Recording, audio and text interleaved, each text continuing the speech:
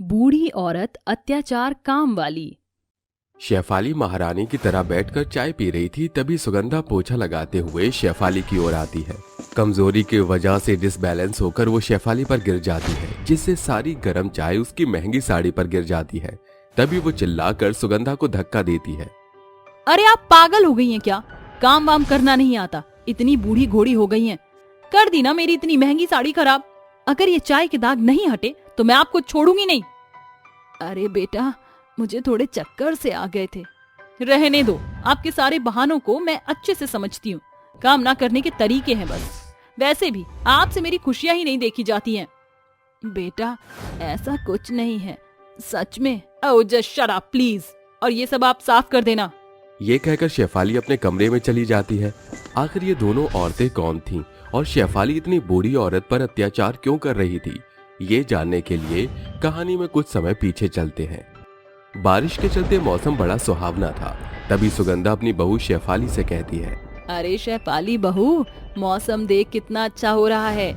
अब बारिश के समय तूने पकौड़े नहीं बनाना है तो क्या फायदा। ऐसा कर, पकौड़े बना कर लिया। जरा सी बारिश हुई नहीं कि बुढ़िया के पकौड़े खाने का मन हो जाता है। इस उम्र में भी जुबान चाट मसाले के लिए लपलपाती रहती है। अरे बहू, किस सोच में डूबी हुई है, जाना पकौड़े बना ले। वो माँ जी, घर में तेल खत्म हो गया तो पकौड़े बन नहीं सकते। मैं आपको चाय बना कर ले आती हूँ। चल ठीक है, चाय ही ले आ। सास की इच्छा को मना करके शेफाली उसे सूखी चाय बनाकर दे देती है।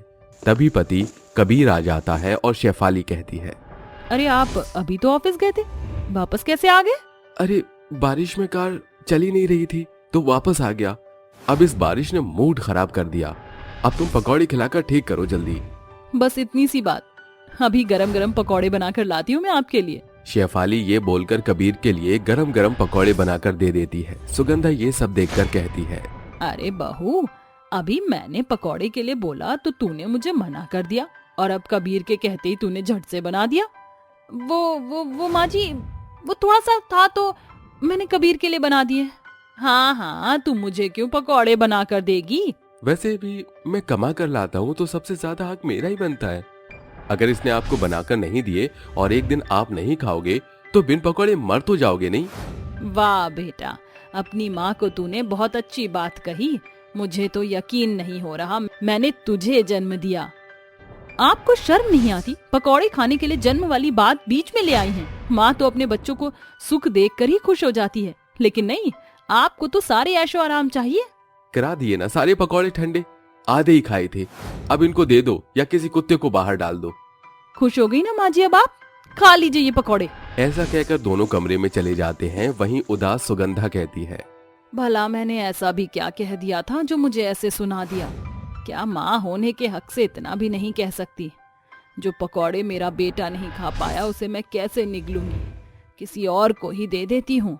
ये कहकर वो पकौड़े साइड में रख देती है। तभी एक भिखारी घर पर कुछ मांगने आता है तो वो पकौड़े सुगंधा उस गरीब को खिला देती है, जिसे खाने के बाद वो भिखारी रोकर कहता है, अरे शुक्रिया बूढ़ी अम्मा, तुमने मुझे ये स्वादिष्ट खाना खिलाकर बहुत उपकार किया है। 2 दिन से मैंने कुछ भी नहीं खाया था। मेरे पास कुछ भी नहीं है, पर जब भी जरूरत पड़ेगी तो हाजिर हो जाऊंगा। बेटा, तुमने इतना कह दिया मेरे लिए बहुत है। भगवान की दया से मेरे पास घर, बहू, बेटा सब हैं। भिखारी ये बात सुनकर चला जाता है। शाम को शेफाली कबीर के साथ बाहर जाती है। तभी सुगंधा कहती है, अरे बहू बेटा, तुम इतनी रात को तैयार होकर कहाँ जा रहे हो? मैं भी चलूं?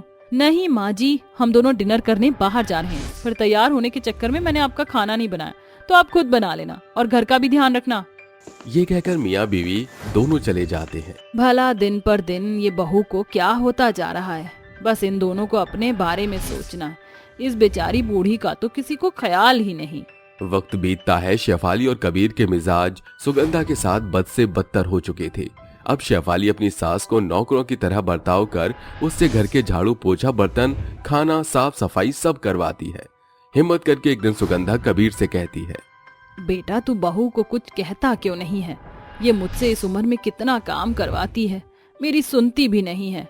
माँ आप ये कैसी बातें कर रही हैं? उसके सामने मेरी एक आवाज नहीं निकलती।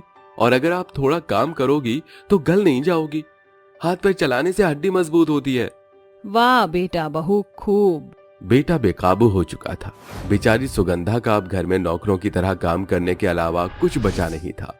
ऐसी एक दिन जब वो पोछा लगाती है तो लड़खड़ाकर शेफाली पर गिर जाती है, जिससे शेफाली की साड़ी खराब हो जाती है। मुझे कराव की वजह से मेरी महंगी साड़ी पर कोई दाग पड़ गए ना तो मैं आपको छोड़ूंगी नहीं। अब जाइए, जगह साफ कर दीजिए।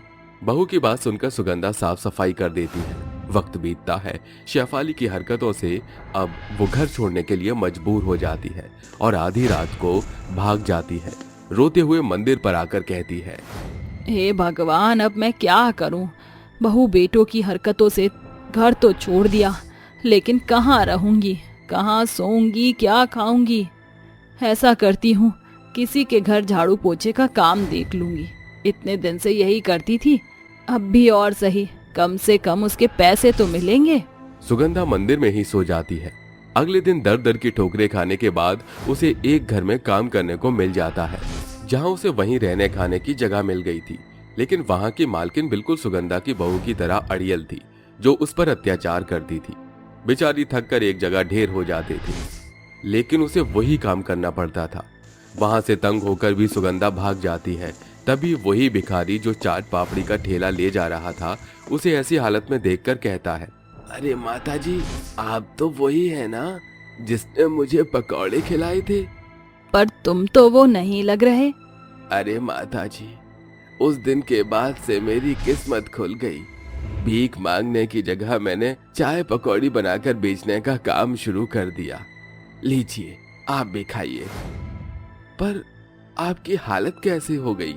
आपके बहू बेटे तो थे ना? हाँ हाँ बेटा, जिस बहू बेटे पर मुझे नाज था उनकी वजह से मुझे वो घर छोड़कर दर दर की ठोकरें खानी पड़ी। अरे माताजी, आप ऐसे मत कहिए, आप मेरे साथ रहिए, मैं हूं ना। ये सब एक तरह से आपका दिया हुआ ही है, मना मत कीजिएगा माताजी। ठीक है बेटा। अब सुगंधा लड़के के साथ रहकर चाट पापड़ी बेचने में मदद करवाती है। ऐसे ही एक दिन अचानक से कबीर सुगंधा को देखकर हड़बड़ाते हुए कहता है, माँ, माँ कहाँ चली गई थी? मैंने आपको कहाँ कहाँ नहीं ढूंढा। माँ मुझे माफ कर दो, मुझे अपनी गलती का बहुत पछतावा है। आप मेरे साथ घर चलिए। तुझे मेरी फिक्र तो है नहीं, तो अब क्यों आया है? आपकी बहुत फिक्र है, आपकी बहुत कदर भी। हाँ, मैं भूल गया था कि घर के बड़े बुजुर्ग घर की लाठी होती है। अगर वो घर में ना हो तो घर और शांत हो जाता है। आपके घर से आते ही मेरी तरक्की के सारे दरवाजे बंद हो गए। माँ घर चलो, शेफाली भी अब सुधर चुकी है। मैं आपके आगे हाथ जोड़ता हूँ माँ, प्लीज चलिए। बेटे की बात सुनकर सुगंधा घर वापस आ जाती है और शेफाली भी अपनी सास के पैर छूकर माफी मांग लेती है। फिर सब खुशी खुशी रहने लगते हैं।